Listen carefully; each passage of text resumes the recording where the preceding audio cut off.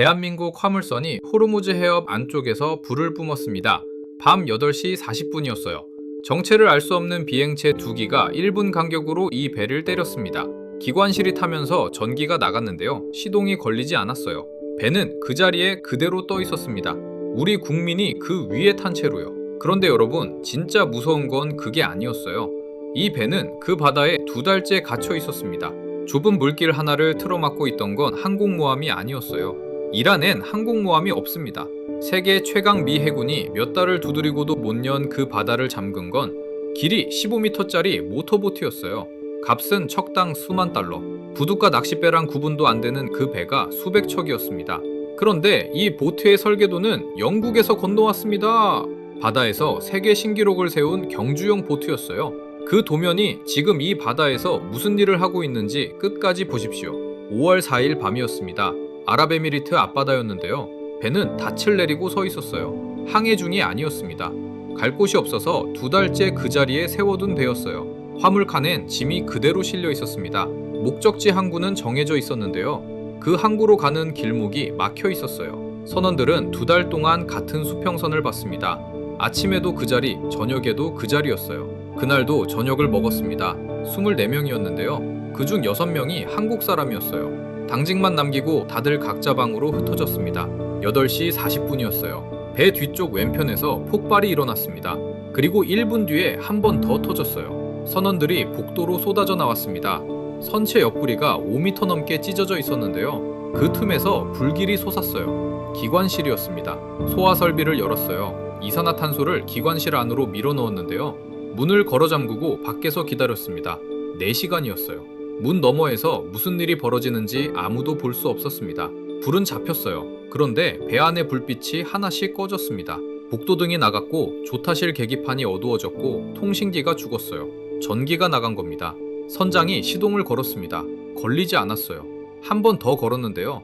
이번엔 소리조차 나지 않았습니다. 위성전화도 함께 끊겼어요. 집에 소식을 넣을 방법이 사라진 겁니다. 가족들은 이 밤에 무슨 일이 있었는지 다음날 뉴스로 알게 됐어요. 이 배는 이제 움직이지 못해요. 도망칠 수 없고 피할 수 없고 방향조차 틀 수 없습니다.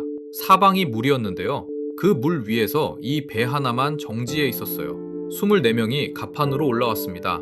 아무도 소리를 내지 않은데요. 다들 같은 쪽을 봤어요. 아무것도 안 보이는 검은 수평선이었습니다. 이 배에 무기를 든 사람은 한 명도 없었어요. 저쪽에서 뭐가 오는지 확인할 방법도 없었습니다. 레이더도 전기와 함께 죽었거든요. 여러분, 이 밤에 이 사람들이 무엇을 가장 무서워했을 것 같습니까? 미사일이 아니었어요. 미사일은 이미 맞았습니다. 이들이 무서워한 건 이 배가 멈춰섰다는 사실을 저쪽에서 이미 알고 있다는 거였어요. 그 배는 며칠 뒤 예인선에 끌려 두바이 수리조선소로 들어갔습니다. 24명 전원이 무사히 내렸어요. 죽은 사람은 없었습니다. 그런데 그 바다엔 한국 배가 더 남아 있었어요. 남은 배들의 야간 당직들이 그날 이후 밤마다 확인하는 게 하나 생겼는데요. 레이더 화면 구석이었습니다. 이란 남쪽 절벽 아래에서 점이 돋아났어요. 1, 2, 5, 10. 손으로 셀 수 있는 속도를 넘어섰습니다.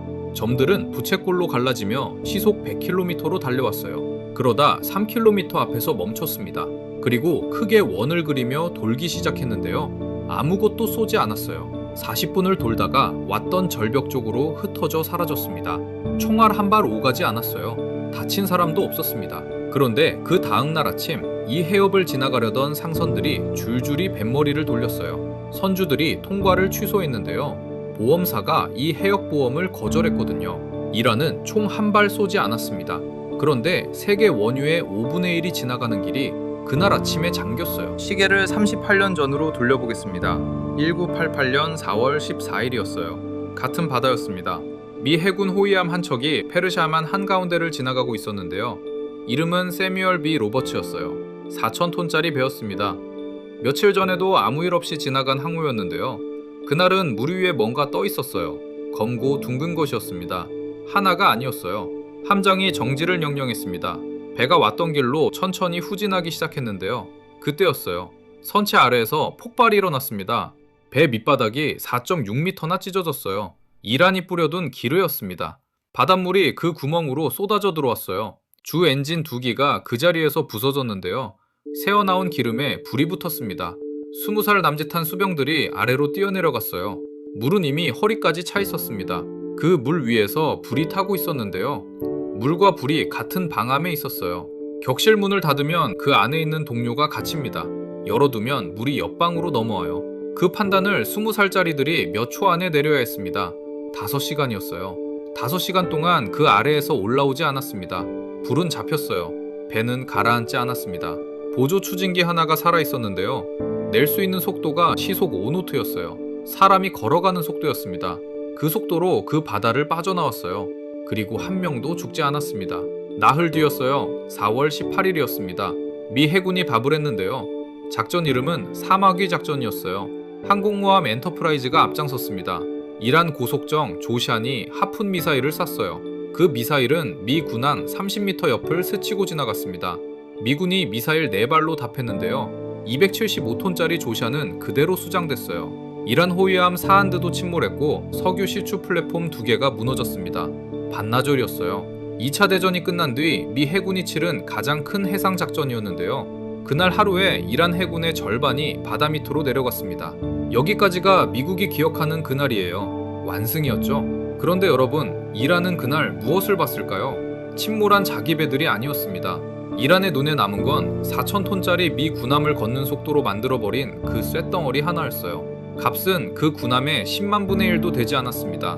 그 계산을 14년 뒤에 미국도 하게 됩니다.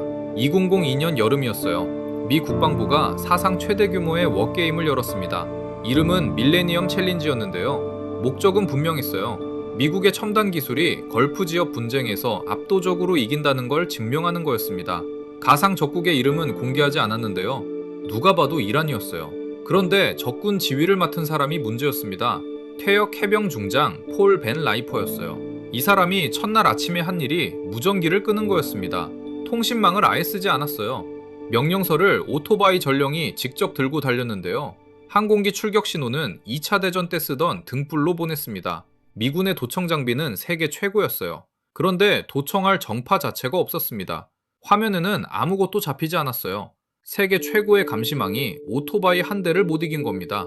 그 사이 작은 배들이 바다로 흩어졌습니다. 어선처럼 생긴 배들이었는데요. 하는 일은 하나였어요. 미 함대가 어디 있는지 눈으로 찾아내는 거였습니다. 둘째 날 아침에 위치가 잡혔어요. 그리고 신호가 떨어졌습니다.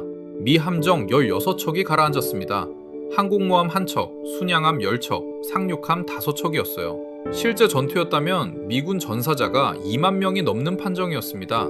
예산 2억 5천만 달러, 투입 인원 13,000명짜리 훈련이었어요. 그게 이틀 만에 끝난 겁니다. 잠시 뒤엔 작은 배들이 때로 달려들었어요. 부딪히고 빠지고 다시 부딪혔는데요. 미 해군 전력이 또 한 뭉텅이 사라졌습니다.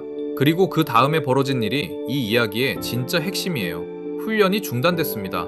가라앉은 배들이 전부 되살아났어요. 그리고 규칙이 바뀌었는데요. 적군은 대공 레이더를 반드시 켜둘 것, 미군 수송기가 병력을 내릴 때 쏘지 말 것. 벤 라이퍼는 훈련 도중에 지휘봉을 내려놨어요. 그리고 이 워게임은 미군의 승리로 기록됐습니다.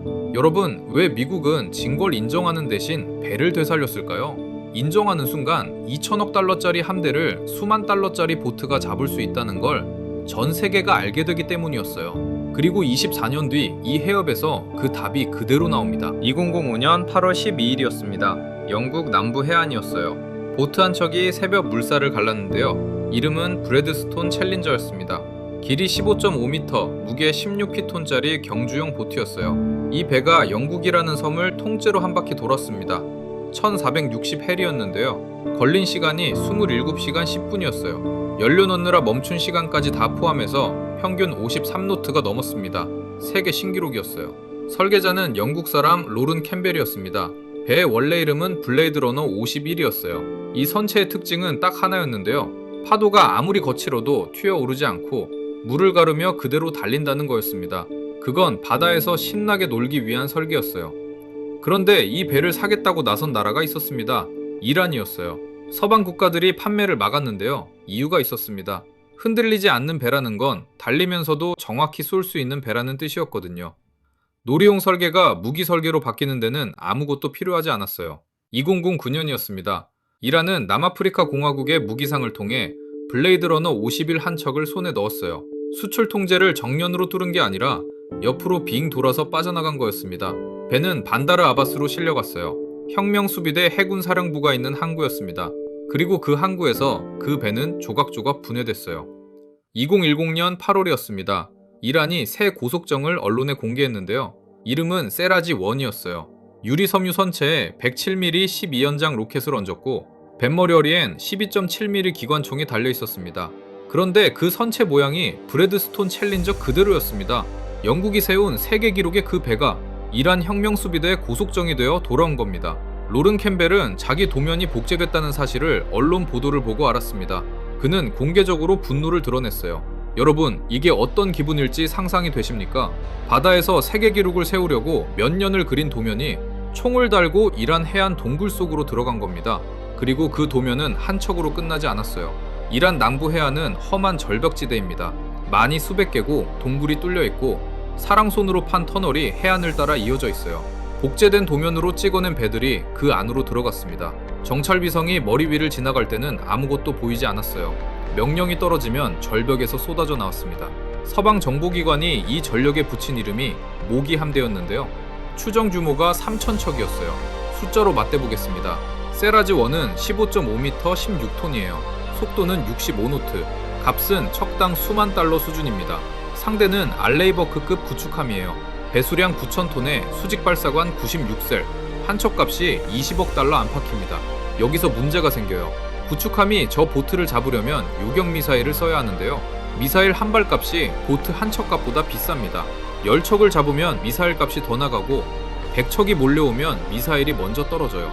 게다가 이 배들은 한 척씩 오지 않습니다. 수십 척이 부채꼴로 갈라져 동시에 파고드는데요.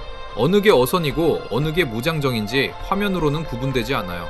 잘못 쏘면 어부가 죽고 안 쏘면 배가 뚫립니다. 여러분, 모기 한 마리가 사람을 죽입니까? 못 죽입니다. 손바닥이면 끝이에요. 그런데 방 안에 모기가 3,000마리 있으면 그 방에서 잠을 잘 수 있습니까? 이란이 노린 건 침몰이 아니었어요. 잠을 못 자게 만드는 거였습니다. 2026년 5월 9일이었습니다. 파이낸셜 타임즈가 이 해협 상황을 정면으로 다뤘어요. 보도의 핵심은 한 줄이었습니다. 미국이 수십 년 만에 최대 규모 함대를 이 바다에 밀어넣었는데도 해협을 다시 여는 데는 사실상 실패했다는 거였어요. 영국 왕립합동군사연구소의 시다르트 카우샬이 이란 정규 해군의 실체를 짚었는데요. 50년쯤 전 팔레비 왕조 때 들여온 미국산 초계함 몇 척, 개조한 화물선, 그리고 낡은 러시아제 잠수함 3척이었습니다. 그 잠수함 3척 중 2척은 아예 움직이지도 못하는 상태였어요.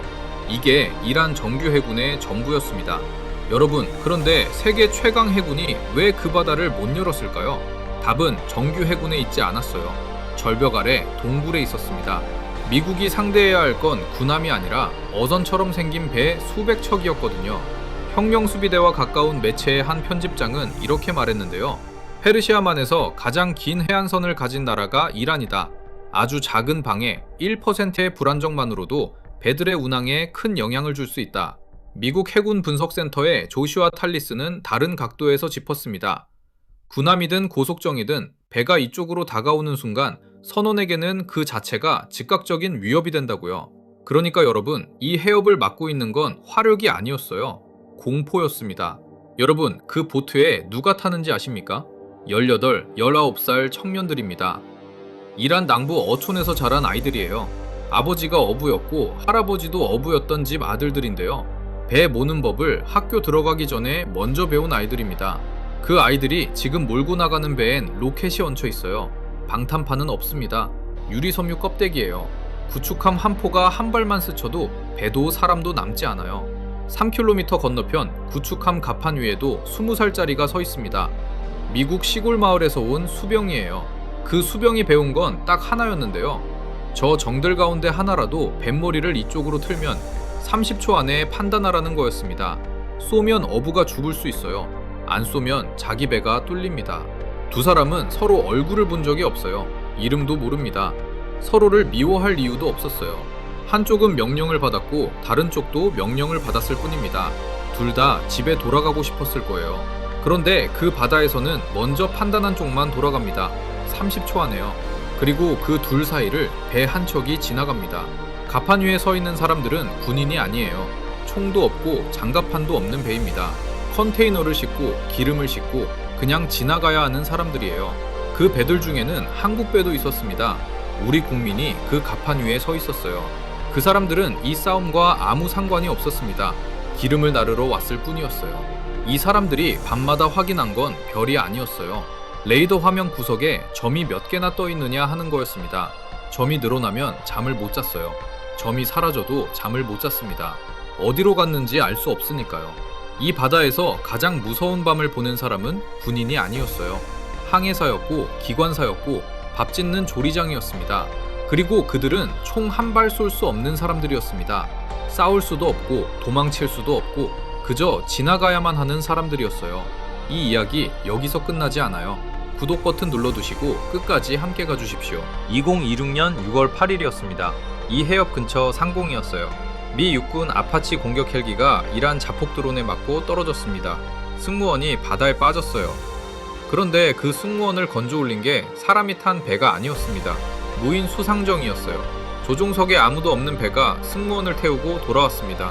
사람을 구하러 사람이 가지 않는 시대가 온 겁니다. 그런데 이건 시작이었어요. 그리고 7월 12일이었습니다. 무대는 이란 남부 반다르 아바스 해군기지였습니다. 16년 전 블레이드 러너를 뜯어냈던 바로 그 항구예요. 그 항구 안쪽에 이란 잠수함 한 척이 정박해 있었는데요. 항구 안은 이란에게 가장 안전한 곳이었어요. 방공망이 겹겹이 깔려 있었고 해안포가 입구를 겨누고 있었습니다. 미 군함이 들어올 수 있는 자리가 아니었는데요. 그래서 군함은 들어가지 않았어요. 폭약을 실은 미군 자폭 무인 수상정 3척이 대신 항구 안으로 파고들었습니다. 속도는 시속 60km였어요. 항만 방어망이 반응할 시간이 없었습니다. 3척이 잇따라 잠수함으로 돌진했습니다. 잠수함은 그 자리에서 격침됐어요. 이란 해군 안방에서 벌어진 일이었습니다. 여러분, 이게 무슨 그림인지 보이십니까? 작고 값싼 배 여러 척이 때로 달려들어 큰 배를 잡는 전술. 이란이 38년 동안 갈고 닦아온 바로 그 전술이 이번엔 이란 항구 안에서 이란을 향해 그대로 쓰였어요. 심지어 그 배에는 사람이 타지도 않았습니다. 모기가 한 단계 더 진화한 겁니다. 이제는 죽을 사람조차 태우지 않아요. 38년 전 이란은 기뢰 하나로 4,000톤짜리 군함을 걷는 속도로 만들었어요. 그리고 이제 사람도 타지 않은 배 3척이 이란 잠수함을 항구 안에서 잡았습니다. 같은 계산기였어요. 쓰는 쪽만 바뀐 겁니다. 미 해군은 이 방식을 그대로 굳혔습니다. 유인 함정이 멀리서 방공망을 걷어내면 무인정이 낮게 파고들어 마무리하는 방식이었는데요. 사람이 타는 배는 정정 비로 물러났어요. 그러면 이제 해협이 열렸을까요? 아니었습니다. 잠수함이 가라앉았고 드론 경락고가 부서졌고 이란 국적 상선까지 미 구축함에 붙잡혔는데요. 그런데도 절벽 아래 동굴들은 그대로였어요. 그 안에 아직 몇 척이 남아있는지 아무도 정확히 세지 못했어요. 미 중부사령부는 해협이 모든 선박에 열려있다고 발표했어요. 이란 혁명수비대는 봉쇄를 다시 선언했죠. 두 발표가 며칠 사이에 나왔는데요. 어느 쪽 말이 맞는지는 바다 위에 있는 사람들이 제일 잘 알고 있었어요. 보험사들은 여전히 이 해역보험을 거절했어요. 선주들은 배를 세워뒀는데요. 화물은 항구에 쌓여만 갔습니다. 세계 원유의 5분의 1이 지나가는 길이었어요. 그 길이 몇 달째 반쯤 잠겨 있었습니다. 함대를 아무리 밀어넣어도 절벽 동굴을 하나하나 뒤질 수는 없었어요. 동굴을 다 뒤진다 해도 다음날 새배가 나오지 않는다는 보장이 없었습니다. 그리고 그 바다 안쪽에는 한국배 26척이 갇혀 있었어요. 그 배들 위에 한국인 선원 158명이 있었습니다. 2달이 넘어가고 있었는데요. 돌아갈 날짜를 말해주는 사람은 아무도 없었어요. 정부가 그 배들의 상태를 이렇게 전했습니다. 큰 동요 없이 기다리고 있다고요. 2달 넘게 큰 동요 없이요. 배를 타보신 분들은 그 말이 무슨 뜻인지 아실 거예요. 파도 소리만 들리는 배 위에서 아무 일도 일어나지 않는 하루가 60번 반복된다는 뜻입니다. 갈 수도 없고 돌아설 수도 없어요. 26척은 왜 2달이 넘도록 그 바다를 빠져나오지 못했을까요? 그 배 안에서 158명은 무엇을 하며 하루를 견디고 있었을까요? 그리고 그중 한 척에서는 선원들이 밤마다 갑판에 나와 같은 쪽을 바라보고 있었습니다. 다음 편에서 그 배들 안으로 직접 들어가 보겠습니다. 2달을 바다 위에서 버틴 158명의 하루가 어땠는지 전부 보여드릴게요. 아직 아무도 그 바다를 나오지 못했습니다. 패밀리 유튜브였습니다.